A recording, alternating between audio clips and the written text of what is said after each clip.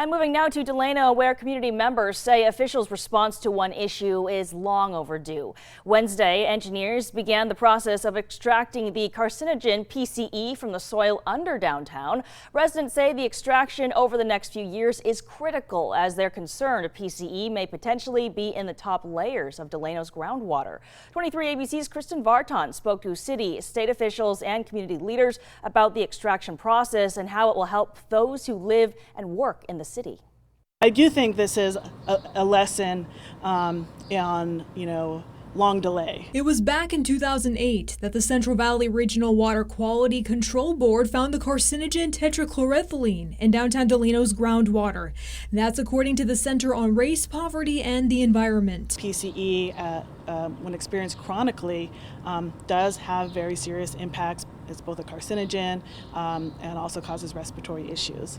And so there's an immediate concern about making sure that the indoor air in these buildings that we can be comfortable that returns to safe levels. This PCE, they say, is a chemical normally used in dry cleaning. Starting Wednesday, their assistant director Ingrid Brostrom says something is being done about it. Decades later, we're finally seeing some cleanup start.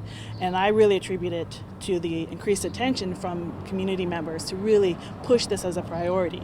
This is the soil vapor extraction system. Now, according to the California Department of Toxic Substances Control, these green bags you see right here contain charcoal. Now, that charcoal, when it is sucked out, will capture those PCEs. But to remain effective, that charcoal does have to be changed out every 2 weeks. We are concerned that there is also PCE in the top layers of the groundwater.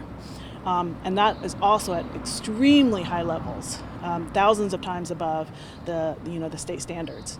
And so the concern is if that does reach the municipal water supply, that's going to be very hard to remove and very dangerous for folks and very expensive.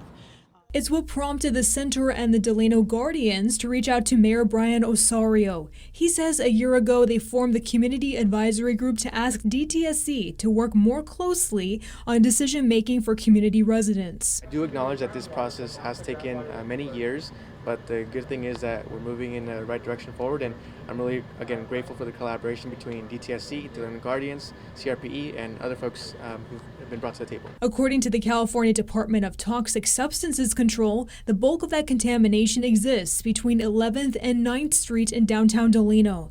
They're expecting to reach safe levels in the next 5 to 10 years. A second soil vapor extraction system they're hoping to also build by the end of the year. To make sure we're putting these in the right place and at the right depths and investigating the right things. So although it has taken a while, we're confident in our investigation now that we are ready and at a point that we can make these decisions and put in these remedies to where they'll be the most effective. In Delano, Kristen Vartan, 23 ABC News, connecting you.